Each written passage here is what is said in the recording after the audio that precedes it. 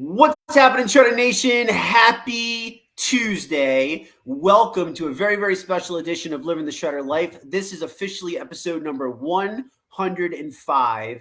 And I have on tonight one of my seriously all-time favorite people. I was just expressing to him my extreme gratitude for him.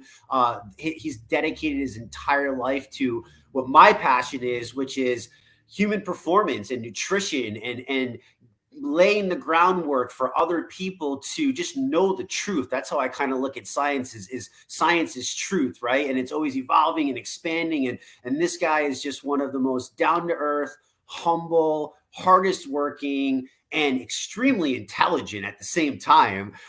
So welcome to my call, Dr. Paul. I am so honored to have you. I mean, you're my, I told you, you're my man crush scientist, so to speak. Oh, that's awesome. I'm going to call you Coach Triple J here. No, Jesse, this is awesome to be here with you. Thanks for having me. I'm super pumped myself. Yeah, well, thank you so much. And before we dive in, Dr. Paul, and I know you're a very humble, guy, but I just want to share with people, why I'm so excited. So for those of you guys that don't know Dr. Paul is a leading international nutrition and applied physiology scientist, a keynote speaker, a consultant, and an Amazon #1 best-selling author. He served as the performance physiology and nutrition expert for some of the nation's most elite, including Olympic medalists, including world-class professional athletes, National Hockey League, American Hockey League, boxing, cycling, rowing, just to name a few, as well as thousands of collegiate, high school, and master's athletes in all of sports, really. And Dr. Paul, I mean, that would be enough, right? But no, Dr. Paul, this is how passionate he is. But, he's also been inducted as a fellow of 3 leading health organizations in the world: the American College of Sports Medicine, the Obesity Society, and the International Society of Sports Nutrition. He serves as senior consultant and scientific advisory board member to the nutrition, fitness, and wellness industries, and was appointed to the 15-member International Protein Board, composed of the leading protein scientists in the world. So obviously, Dr. Paul, I'm like a little kid in a candy box, because nutrition and performance is like my drive. It's my passion. So to have you here, I'm super, super excited. And I guess to get started, if you don't mind, that is that's a resume that scientists would dream of. I mean, you've been published you've published 60 peer-reviewed, or over 60, I think, peer-reviewed published research studies, 80 abstracts. I mean, where did all that passion come from for nutrition and performance? Wow, that's a great question. And first of all, that's a heck of an intro. Boy, thanks for nailing all that. The one update I can add to that is, instead of 60 publications, now I have 70. So I'm still hard at work with it. But, where it came from, I would say, as a kid, Jesse, I was a big dreamer. I still am. I'm a huge dreamer. I love to dream. And one of my earliest childhood dreams that I had was always about being a superhero, right? I mean, for most little boys and girls, who didn't want to be a superhero? For me, it was Superman, then it became Batman, but it was always the same dream. I was always flying up above the world and dive bombing down to rescue people that needed help. I mean, that's, what I did. So this came to life and very personal for me when family members started to get sick. My grandmother, my grandfather, who I adored, and my own father, when they got ill and sick, man, my heart just grew. And I knew that I wanted to pursue something in this world that would at least be able to help people in some way. And so, I became my own, small version of Juan Ponce de Leon, searching for the fountain of youth. And that's essentially what I did. I just wanted to search for the fountain of youth around the world, and to find the secrets of what people were doing to maintain this life of optimal health. Because let's just face it, for me, it was less about me, although there was a time when it was a very egocentric about me, because I was an athlete, still am, but it was about what could I do to help preserve the youthfulness and the vibrancy and vitality of those who I love. And that's what you do. I mean, essentially, that's what we're in this for. We're in this to keep those that we love and adore and care for the most to stay around in this world as long as we can, to enjoy.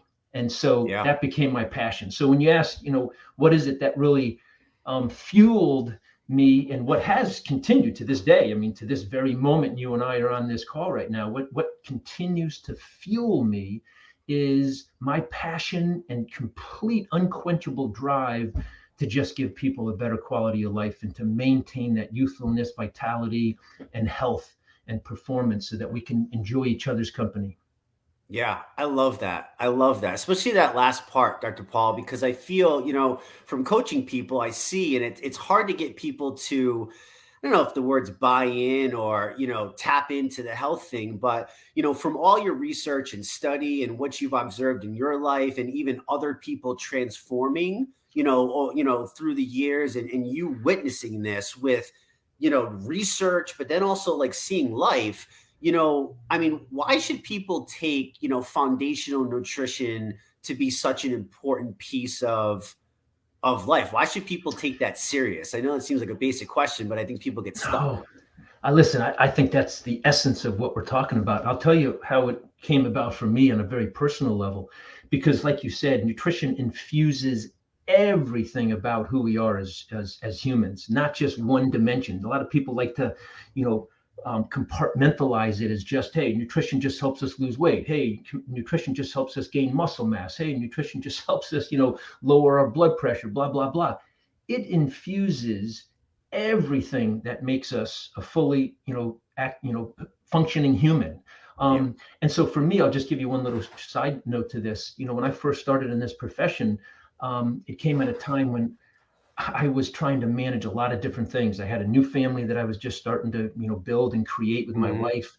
I had a new job, and here I was doing all this research and science that was contributing to what we're talking about here, how to help people maintain optimal health and performance.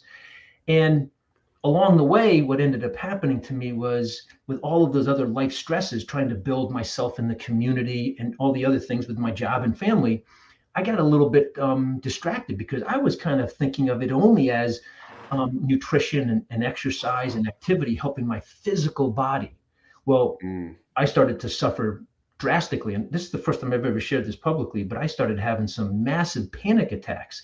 And I mean, these were not small little ones. These were ones that were literally stifling me and freezing me in my shoes to even do my job. I wasn't able to go in and teach. I wasn't able to go and speak to people. I was not able to go and travel and present my research. So the irony to all of this was, here I was doing all this research that was making an impact in people's lives, and people wanted me to come and share it around the world. And I couldn't do it because I was so stifled with these panic attacks that I was frozen in place. And what really snapped me out of it, I'm kind of jumping to the end here, but this is a really important question, was that the people that had participated in my research study, clients that I had worked with, athletes that I had worked with, they began to thrive. And I started to look around me as I was experiencing this, world closing in on me. And I was thinking, wow, look at all these people that are thriving right now. And they're attributing a lot of that to me and the research that I've done, because they were part of it, or they were part of a group that I spoke to.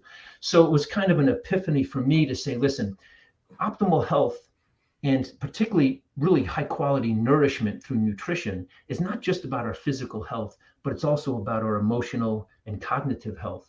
And so to me, I needed to get out of that, mindset of just thinking that nutrition was just about our physical health and it couldn't help me in these other areas. And so when I started to apply it to the rest of my existence, my emotional and cognitive health, spiritual, whatever you want to call it, that's when things really began to open up. And me learning from those that I helped through my research was the big epiphany for me. So doing what you're doing is just, further reassurance that we're all in this together, not just, me as the scientist, figuring out some of this stuff, but you people that are, doing it firsthand. Yeah. I love that. I love that so much. What a great story. Thank you for sharing that, by the way.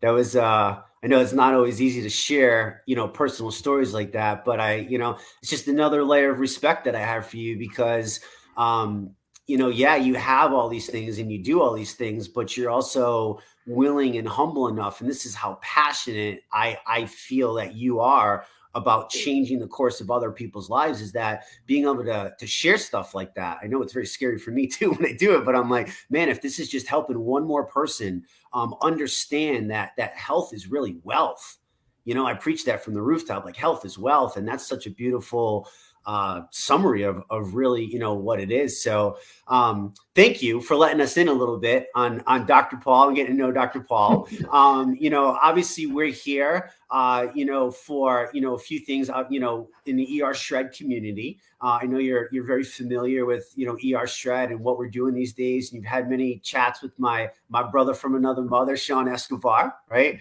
Our Captain Caveman, so to speak. It's crazy. ER Shred was kind of, when we think about it, it's born out of like an offering as a result of like Sean and Crystal obviously struggling and realizing that they couldn't, out diet, so to speak, out supplement, right? A bad diet, and even like slight changes and breakdowns. And, that's kind of like where the concept of the elimination reset began. I don't know if you've obviously had a chance to, speak with Sean about that and stuff, and, stripping things down, taking it out, really identifying.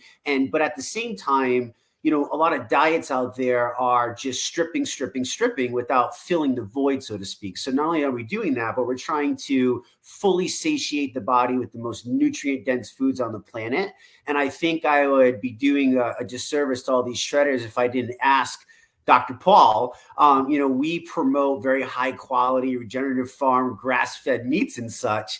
Do you eat meat, and what are your thoughts around that? Well, yes. The answer to that question is a resounding yes. Absolutely, with 100% certainty, I eat meat. I live in upstate New York, so I have a multitude, literally, of some of the highest quality meats available. I mean, we just have, these grass eating cows that are abundant. We have these, free and wild chickens that are, laying eggs all over the place. No, we're a huge, one of the things that we do on a weekly basis is order from our distributors that are in this area, some of our natural grass-fed and grass finished, but I mean, it's a necessity. I just want to go back and revisit one thing you talked about. Am I familiar with the elimination? I did my first elimination diet back in 1986 because I had just returned back from Europe and I was starting to have some reactions to foods and I wasn't quite sure what was going on. I was a pretty healthy eater because I was a competitive athlete and I was competing over in Europe, but I started to notice some of these weird responses that my body was having. So I thought, man, what's going on here? So make a long story short, I did my own elimination reset back in 1986. And what I did was I stripped everything out, particularly gluten, anything that contained any gluten. So I was eating gluten-free back in 1986, Jesse. There's no lie about this. My wife can attest to it because she thought I was a loony when she first met me. She was like, who is this freak that doesn't eat gluten? I didn't eat dairy. Right. and I did no sugar. So those three things were the three things that I eliminated out. And then I soon also had to eliminate a few more things. Corn, anything with corn product in it. Tomatoes, believe it or not, here I am an Italian. I love pizza, but I wasn't eating any pizza. And then strawberries. So those are my triggers, and some nuts. But I was doing the elimination reset. Literally, I mean, I'm not just trying to grab any thunder here at all. I'm just saying that this was my life. And since then, I think I have 3 sons, one of whom has some really significant food intolerances and allergies. I mean, to the point where he's got to avoid them really strictly. So we also had to do an elimination reset with him as well. I'm a huge fan. Listen, I wouldn't be on here with you talking about this with so much passion and excitement if I didn't live it myself. And I live it myself. I have been living with an elimination reset, shred type plan for many decades. And I'm a huge proponent. Eggs, meat, that's on our staple menu every day here, along with our 2 shakes. I love it. I love that you just openly, passionately admit it, because, I mean, the world's crazy today and some people tiptoe around it. Somebody with all of your, credentials and stuff. And I mean, we don't need to get into, I don't think there's not the debate, so to speak. It's just, we know that meat is the most nutrient dense bioavailable food. I just want to, you nailed it. Here's what I tell my I teach nutrition. I teach Yeah. intro to nutrition. I teach sports nutrition. I teach nutritional biochemistry. I teach nutrition and bioenergetics. I mean, I'm a nutrition guy. And I tell my students at every level, whether they're first year freshmen, as I'll be teaching next Tuesday when we start our classes, here's the bottom line. To suggest or even to imply that all red meat is bad is silly, and it's very naive and a little bit negligent, because as you just said, meat contains the highest quality vitamin, mineral, and amino acid profile of any food you can eat, beside eggs. Eggs are up there too, and whey protein, right? But there's some not so good red meat, and there's some red meat that's just off the charts. But I say this to them: there's also some not so good fruits and vegetables. If you're buying some pesticide laden, chemical, modified organism fruit or vegetable, well, throw that in the trash. And unfortunately, there's a lot more of that going on in our culture than these really high quality sources of vegetables and plants. And so we can't be that naive to think that, one category of food is just taboo. That's just silly. So I was thinking of the company I probably shouldn't mention on the show, but I will anyway. You can cut it out. ButcherBox, is a company that we'll also order from, particularly when some of the supplies in our local upstate New York farms are struggling to meet the demand, because there's a big demand, and I'm always promoting it. So if high quality red meat is not on your menu, you need to get it on. Yeah, for sure. For sure. I love that it's just so affirmed, like you need to get it on. And there's so many ways to do it. And I know ButcherBox is fine. I promote that to everybody. I've been using them, gosh, for 2 years now, and I've not had one bad delivery. So by all means, people, if it's hard to find this stuff, it's hard to find legit stuff in the supermarkets in these days, unless it's even tricky if you know what you're looking for. So it's like, this just makes it easy, and there's a lot of other companies too. There's a lot of companies that you can choose from. So cool. With that, Dr. Paul, does quality matter? I mean, people get confused. Sometimes we hear grass-fed, pasture-raised, grain. What's the biggest differences, if you can touch on that real quick, if you don't mind? Yeah, quality does matter, Jesse. Quality over quantity all the time. I think sometimes we think that it's just a matter of eating this number of calories or this many grams of protein, or, and we just think that, hey, as long as we meet our quota of the quantity, we're set. And that's just not the case, because we know through lots of really good research. In fact, one of the articles I have my students read in nutrition is our food supply has increased in some ways, particularly with some production of vegetable, certain meats, fruits, and things like that. We've increased the production. Here's the problem, though. The nutritional density, the nutrient density within the quantity of that food has diminished vastly. It's to the point where it's becoming a real issue. And we're making a gluttonous amount of food, but it's very, very low quality. So quality reigns supreme for sure over the quantity. And along that line, as much as people can afford it, but I always say, because there is a health cost challenge for certain people, but it always comes down to this. You either pay for your health up front, or you pay for your disease in much, much higher quantities later on. And so it's really your choice. Do you want to pay a little bit extra now to support your overall health and physical and cognitive and emotional performance throughout the rest of your life? Or do you want to really pay an exorbitant cost and fee? And sometimes that's your life, believe it or not, as the cost. But clearly we end up paying so much more. I see it. This is the world I live in. And I see these people who have taken that approach to not invest in their health during the times that they should be, which is all the time, especially when it comes to food, and then really paying the price at a very high level later on in order to treat all those diseases. So quality should always be top and foremost on the agenda. In terms of, so when you talk about quality, it really comes down to the nutrient density, right? The amount of vitamins, minerals, and phytochemicals, right? Antioxidants and adaptogens that are found within those foods that are in the highest quantity per amount of calories that the food has. That would be the nutrient density, as opposed to the opposite, energy density, which would have a very low amount of vitamin, mineral, antioxidant, adaptogen to the amount of calories in the food. Mm-hmm. So we want to strive for the high nutrient density. And then the same goes for our protein, which is priority number one, right?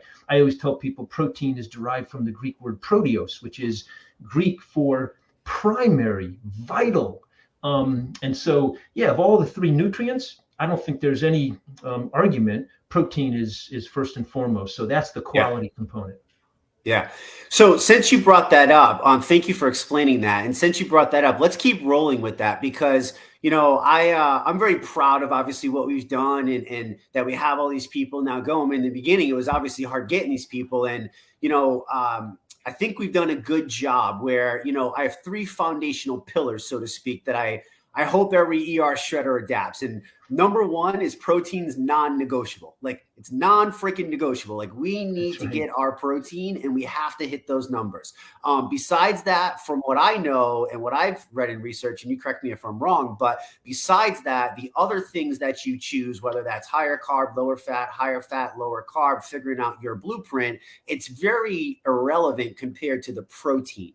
So why is protein so important for people that might not understand? Because I feel, Dr. Paul, like when I coach people and I see what they're consuming, I'm seeing like radically low numbers, like really scary numbers. And I just don't think people understand, like when we think protein, we think bodybuilders, right? Yeah, but like, can you just explain to people that it's so much more and kind of why it's so important? I mean, you're the protein man, if I think of any protein guy.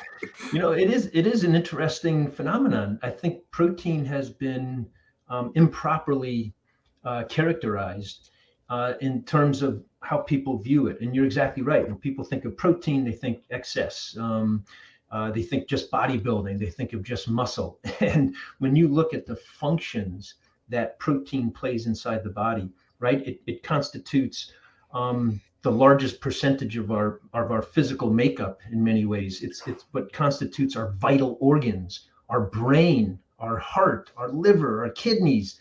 That's proteins, made up of protein. Our immune system cells, you know, in order for our body to function and fight disease and to fight pathogens and toxins that we encounter through the air we breathe, the food and drink that we consume, the lotions and chemicals that we put on our body, everything that we are exposed to, the fine microparticles of plastic that we have floating around in the world all around us, all of that is dependent upon the quality of the functioning of your immune system, enzymes in our body, the ability of us to be able to allow metabolic and biochemical processes to occur inside of our body are 100% dependent on enzymes. If we didn't have enzymes, our bodies would shut down pretty quickly. We wouldn't be, you know, who we are as humans. And that's protein. But yeah, I think to underscore, protein is given the name of primary vital nutrient because it serves the greatest number of functions inside the body, more so than carbohydrate, more so than fat. And so to compromise on your protein is doing your body and your health a great disservice. You know, the other thing that I think has to be dispelled and squashed completely is that most people in the United States think, if you were to ask them, hey, you know, do we eat enough protein in the United States? Most people would say, oh, we have excess protein intake. Again, nothing is further from the truth. I'm a scientist. I read this data all the time. And if you look at what's called epidemiological data, that's data that's been collected on large groups of people over large time periods. So the number one epidemiological study that we have in the United States with nutrition is called the National Health and Nutrition Examination Survey, NHANES. It started in 1970. Do you know, Jesse, that from 1970 until present day, protein intake has declined? We've been eating less protein since the 1970s. Now, guess what? In 1970, that was the lowest rates of obesity on record. We have, you know, in many states, some recordings of obesity below the recognizable levels that we could, you know, say that people were obese in those states. I mean, they were that low. So what we are finding is that as the protein intake in the United States has declined over the last 5 to 6 decades, obesity and disease has increased exponentially. So I always squash that right away. And I ask this in my nutrition classes, even with younger students, younger age groups. Mm-hmm. I say, hey, of all the nutrients, which one do you think we're having excess of? And along with sugar, some of them are saying that. Without question, a lot of them say, oh, we eat too much protein as a society. Nothing is further from the truth. So that has to be dispelled and completely thrown in the trash. And we got to get people on the the right wagon here. Yeah. Well, you got no arguments from me, that's for sure. I'm your, I'll be your bodyguard to that statement. Anybody gives you trouble, you just say I'm calling Triple J, and here I come bulldozing in, because awesome. I'm very fortunate that through my years of learning and training and all the mistakes that I've made, as we all do along the way, I never believed that protein thing. I always had more. And it's funny, I love to think that I can, look at research and read research. And I know there's even been some new stuff with protein out, which I'm sure of showing like ranges. Is there a good range for somebody to shoot for? I've heard 0.8 to 1. I know our RDA is like radically outdated, which is just cuckoo to me. But it's like, what's a good number? Because so many people are confused. Yeah, that's the starting point. So, what I tell people is every time you have an eating occasion, unless you're doing an intermittent nutritional fast type thing or a cleanse, as you, I think, call it, every time you have a normal feast of a food environment or opportunity, protein should be the hub. So if you think of it as a wheel, the first thing that you should have on your plate is your protein content. So then how much should you be taking in? What's the right answer? Well, it depends. I've developed algorithms that are part of my Prize Life app, of course. And so I do the work for people. They just have to input their age, their activity level, their sex, their disease status, those types of things. And then my algorithm will self-calculate it. But in general, if I had to give out a general, the range should be somewhere at the minimum, and this I'm talking about adolescents and up, should be about 20 grams to 40 grams per eating occasion. Because let's say you're eating 5 times during the course of a day. If you're only getting 20 grams, you're only going to be at 100. Now that would be at the very lowest level. That would be for maybe a smaller boy or girl that would want to try to reach to that level, because they have to support growth and development. But clearly for the majority of the adult population, they should be somewhere between the 25 and the 40 grams over 4 to 5 eating occasions during the day. You can call them meals or snacks or whatever you want. So what does that come out to? Well, the total amount is roughly that 25 to 40 per eating occasion. But on a per body weight basis, it's going to range, right now, as you said, the current RDA is 0.8 grams per kilogram of body weight. Right. So that's trying to meet the needs of 97.5 or 98% of the population, which is accounting for those that are challenged socioeconomically or through other means not to obtain high quality amounts of protein. So they're trying to, just help people and prevent them from getting sick and disease. That's why it's so low.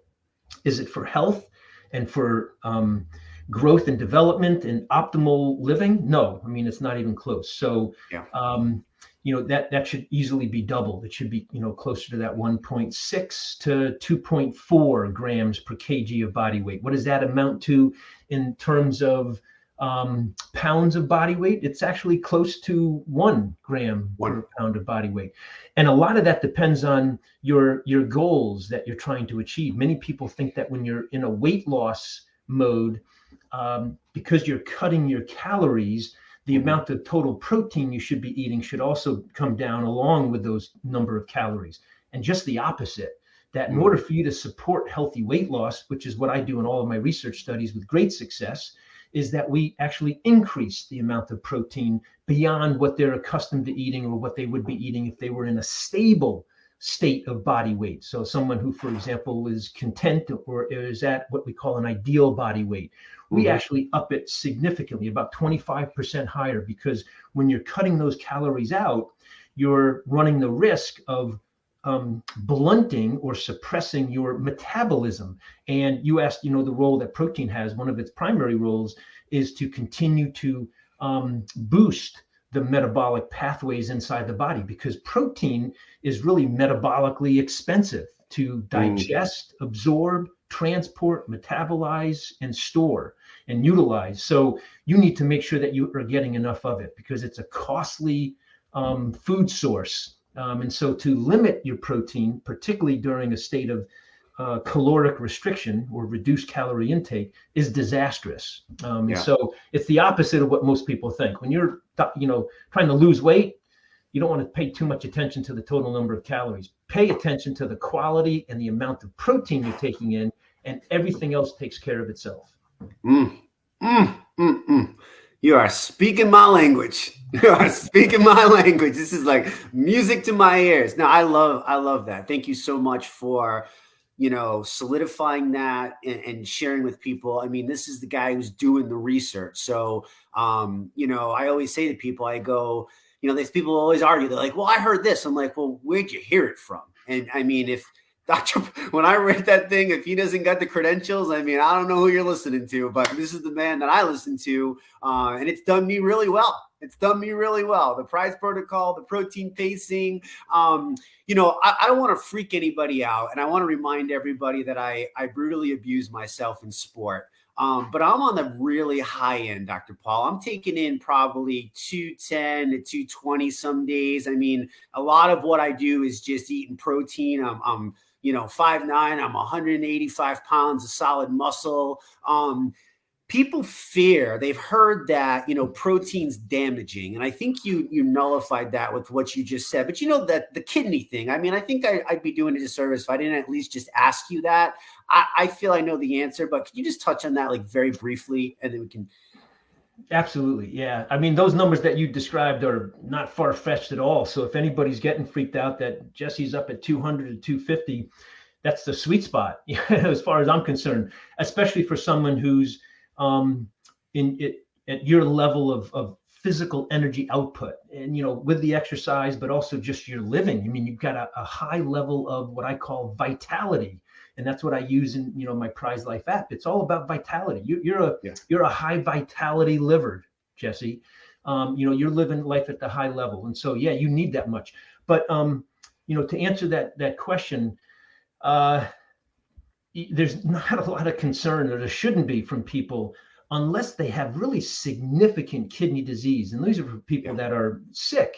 But even then, the scientific evidence supports that. You need to support their healing process and their functioning of the rest of their body. So they're not on no protein by any stretch. We just want to be careful, but that's a very small segment of the population, right? It's less than, I think, 1.5%, 2% of the population that is struggling with that. So let's talk about the general mass of people that are out living wild in the world. There's very little risk for damage to the kidneys. Here's why. Protein is the number one satiation food source that we can eat. What that means is that every time we eat protein, we send little messengers from our belly, from where the food is being digested, into our intestines to the brain. And there's a little organ in the brain called the hypothalamus, and there's a little part of the hypothalamus that regulates our food intake, and it's called the arcuate nucleus. Well, when we eat protein, the little messengers, the amino acids, are the things that trigger this, are sent to the hypothalamus and the arcuate nucleus and said, hey, you're pretty satisfied right now. You don't have to keep eating this much. So it's really hard, I would say, to everybody. And I know there's a complete misconception that, you have to be careful of eating too much protein. Yeah. It's nearly impossible to eat too much protein because your body revs up its metabolism. It gets messages sent to the brain that you're full and you're content and satisfied. We call it satiety. So, and not only that, but like I said, it's just hard to consume that much. I can't overemphasize that. I mean, unless you're drinking an entire canister of Isoline Pro over the course of a day, that might be too much. But it's really hard just because of those reasons: the increased metabolism that your body's going to undergo, and the satiety signals that are being sent to the brain to say, hey, you kind of reached your limit, and you might even Yeah. not start feeling that well. But so what's the upper limit? Well, we don't know yet. I mean, there's been studies that, as you are probably familiar with, that have fed people 3.2 to as high as 4 grams per kilogram of body weight. I mean, that's a lot. That's 5 times above the RDA, with no real side effects. So what I've done in my research is we monitor kidney function. So we'll actually take blood. I'll draw the blood. I'll analyze it in our lab, and we'll measure to see what the kidney is undergoing. And the kidneys are pretty remarkable. They're very resilient, but there's not that concern that the general public has. Unless you're getting above 50% of your total calorie intake on a 2,000 to 2,500 calorie a day diet, which again is almost impossible. It's really hard to do. There's really difficult to talk about excess protein intake. So yeah.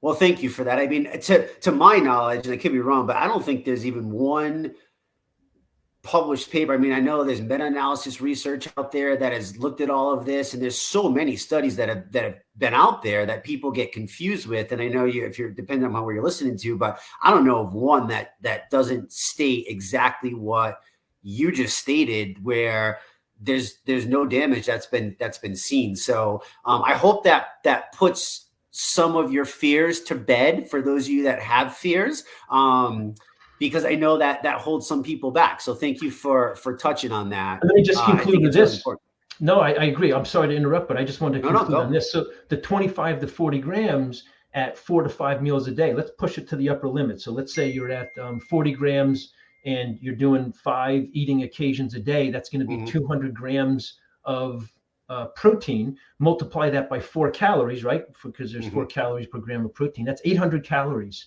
So that's not that much. Right. And so there's really no cause for concern there for people to get too freaked out. 200 grams times 40 is 800. So you're at 800 calories. And if you're eating 2,500 calories over the course of a day, that's about 30% of your intake. That's a sweet spot. You want to be somewhere between 30 and 35%. In some cases, it may be even as high as 40 if you're undergoing weight loss. So, yeah, that's awesome that you said that. So, I mean, I know I freak people out sometimes, but I think people also forget that I'm taking in, especially during training bouts, 3,500 or 4,000 calories a day. Just to keep my muscle and keep the endurance and the extra running with ultra running and stuff like that. So it's really important that people just, take the context of this, the information, and then we dial it in and figure it out for you and your body. I think that's really that's the sweet spot, right? Is as long as people are in that number, but for them is going to be, is going to be cool. I think it's obvious to say protein, quality, just like beef, just like anything else, quality is of the essence, essential. I mean, there's a lot of crap out there. If people are trying to supplement with protein and stuff outside of food. So quality, I would assume, is obviously extremely important as well. It is. Yeah. We talked about that. The quality, because it comes down to the amino acid profile, right? Yep. I mean, people used to, and we still have a little bit of this. I like plant-based, and I say that candidly as well and openly. Yep. I believe in certain plant-based support to our eating. I'm not a complete plant-based eater, but I think there's some value in certain plants, including vegetables and protein. But it has to be the quality even there. You need to have that high quality. And to have someone who's primarily plant-based, they just have to realize and understand that the quality of the protein that they're forming is less than. That's not, a bad thing if that's what they choose to do, but just know that it's harder for the body to manufacture the proteins that are required to support the body at the highest level of functioning. So if you do decide to go plant-based, just know that you're at a little bit of a disadvantage in providing the high quality profile of complete proteins being built to support the functions of your body because of the amino acid ratio of what's found in plants compared to animals. So yeah, the quality reigns supreme. We talked about already, grass-fed taking priority, wild if we can, pasture raised. Those are the kind of the upper level. Mm-hmm. Awesome. Um, Yeah, no, for sure. I mean, I think that's the thing. I think, we've seemed to have kind of nailed the satiation satiation. I always mess that word up. Satiated, right? People are Satiation. satiated, Dr. Paul. Satiated. Satiation. We kind of seem to have nailed that. I mean, do you think that it's the elimination that we're doing plus making sure that people are getting in the protein? I mean, we've had now over the last 2.5 years, I mean, hundreds of people stick around for 6, 7, 8, 9. We just did a call last night where the average person was like a year, and some were 2 years, Awesome. living this lifestyle. Do you think that's a big piece of it? Is eliminating all that crap that people are putting in their body, what I like to call poison, non-food like substances, and just replacing that with all of this high quality satiating protein and giving themselves all the vitamins, the minerals, the nutrients, the trace minerals? I mean, you think that's one of the big reasons why people can stick to this, and no matter who they are, from old to young, athlete to non-athlete, it seems like everybody's thriving in this community for a long period of time? Oh, I think it's the primary reason, Jesse. When you think about what is being done when you do the elimination reset, when you eliminate the foods and you rely on just the core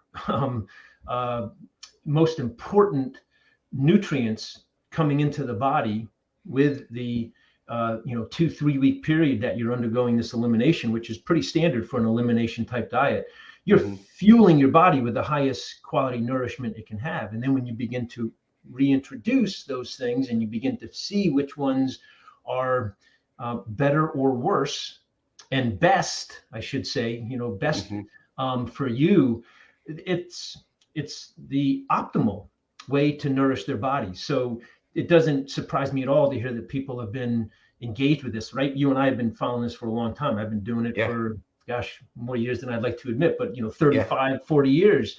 So I mean, it just keeps you functioning and working and operating at the highest level of output.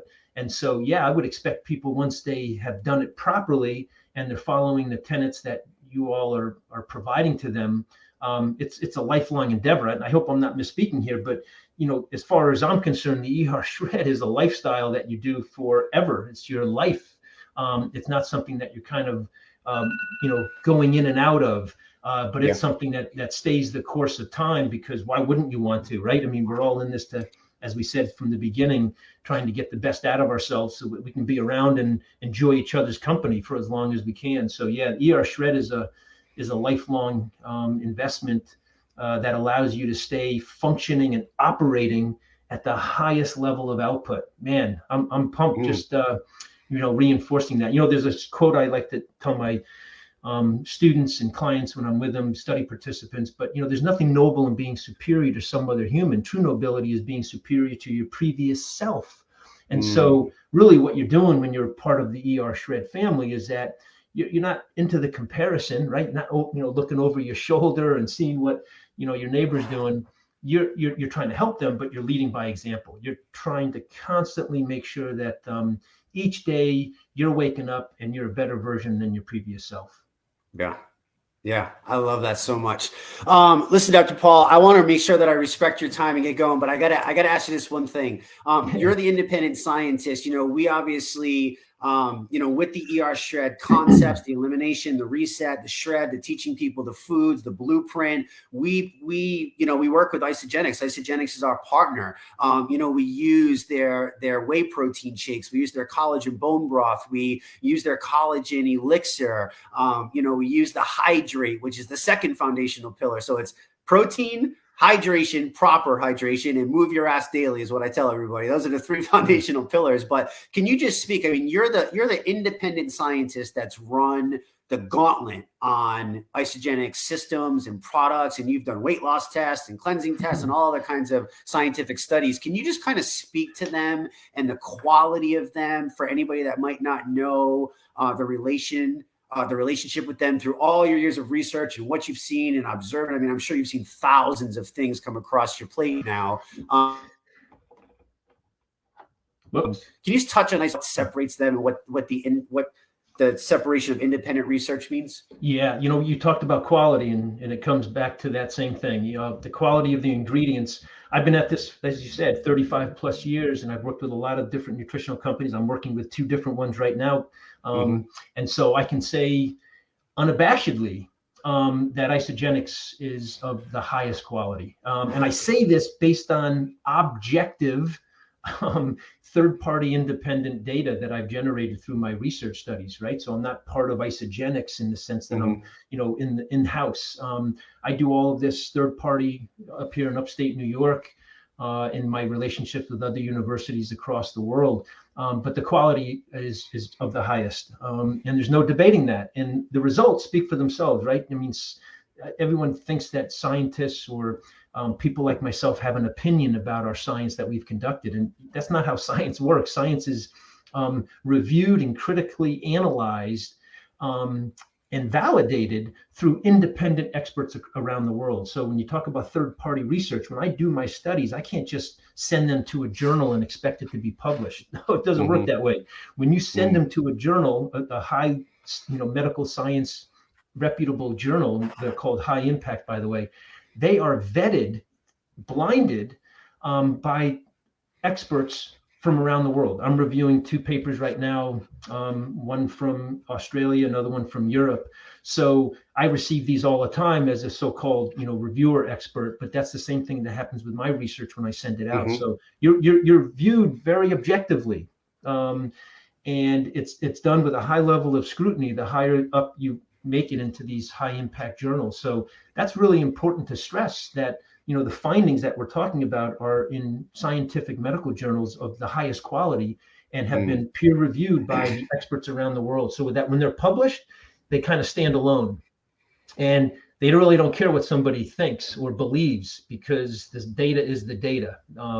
So that's really important. But I can say that the Isoline Pro, of the highest quality. We've used the Cleanse for Life in all of our studies. We've used the Hydrate in all the studies, and it's gone through different name changes. We've used the bone broth. We've used the Ionics. So those are some of the main ones that we've used. But you've touched on the critical ones that I think need to be a part of everyone's intake. Yeah, I know. I know we've just recently lost Dr. John Anderson, right? The original formulator of Isagenix. And I know, I know from Sean and the stories and his family, and I've kind of lived that, but I know he would be so proud of all the research you've done, because I know that's what hooked me, Dr. Paul. Like when I first met you and got introduced to you and heard you speak on that, I was like, dang, like, I had been doing the supplement game and the athletic game and the bro science and the, how it goes as you work your way through. Right. And I had been doing that. And I was like, wow, this is like a different level. When you had done that, you were up there so proud and I was like, this guy's not even tied to this. He's just so proud of this research and this peer reviewed. And I just want people to realize that, it's just a different level. I know I still argue with people to this day, but I'm like, there's just nothing like it. There's just nothing like it. So I appreciate you doing that. I know John's probably very proud looking down going, yes, like my legacy, it goes on. And so I appreciate you for that, for everything. So thank you. My pleasure. My pleasure. Dr. Paul, I think, I was going to ask you this question of, when Sean first came to me and he said, he told me this, I was like, well, let me think about this for a day. It sounds crazy at first. And then I looked back and I was like, wait a minute, like I basically do this. I've done this. I've done the elimination. I've done this stuff. I've learned functional medicine. Like that's like the creme de la creme, right? But he was so passionate about, putting it together with Isagenix and putting this, thing and really being able to help those other people. And we love so much that you're on board. We can't thank you enough for putting your credibility behind it. It truly does mean the absolute world to us. And I know it's going to help touch so many more. I always say millions. Sean says I can't say that, but I'm going big, baby. I'm going big. Like I want this to touch millions of lives, Dr. Paul, because I believe like you. I think health is wealth. I think we deserve it. It's our birthright for crying out loud. And if we can give them the right info, and keep plugging away and fighting all this nonsense that's out there, Yeah. maybe people have a chance, right? Maybe they have a chance. Absolutely. I'll just leave you with this, Jesse, and I do have to jump on another call, Yeah. but you touched on it. For me, it's about congruency. When I think of the word congruency, I mean, it means to me a critical mass that's moving in the same direction. Because sometimes you like sometimes you don't like, but sometimes there are movements when you're trying to push something forward where there's some dissension, some different viewpoints. And what makes this so easy for me to talk so passionately about it, as you do as well, is the congruency of it. It's who we are. If we were speaking about this and we didn't quite live it and walk the walk, well, and you can see this with people, right? When you see people that are talking on a particular topic, and they might not themselves be truly harmonized with it themselves. They might not be truly invested, having that skin in the game. You can pick that up. It's not authentic. And so what makes it so easy for us to jump on this call and talk as freely as we do with so much compassion and energy and vitality is because it's all congruent. We are on this mission that is who we are. And so our ability to talk to it in this way is like, I'm really, I'm honored to hear you say that you could sense that from me when I do talk about it, because I do believe in it, because I've seen it work in my own life and those that I love. And as I said earlier, with all the study participants, but the research, it's been vetted, it's been critically analyzed and reviewed by the top experts in the world without any, of my input other than just the data being presented to them, and they've passed it with flying colors. So yeah, this has to be, I mean, to me, it would be a disservice, and we would not be fulfilling our role as good servants, to get this out into as many minds as possible to help them live a life of optimal health and performance. So I'm totally on board. Anytime you want to have me on, I'm ready to answer the call and do that for you. I appreciate you so much, Dr. Paul. And I want to end this and let you go. I know you have to go. I respect your time so much. Thank you again from the bottom of my heart. I'm going to take you back up on that. I hope you guys got immense value. Drop into the comments. Let Dr. Paul know what you received out of this. If you're on the fence, get off the damn fence. Like, here's your solid information that this can absolutely help you. So Dr. Paul, have an amazing night. Thank you again so much, my brother. I appreciate you. Awesome, Jesse. Keep up the great work. All right, work. guys. Good night. Bye-bye. Bye.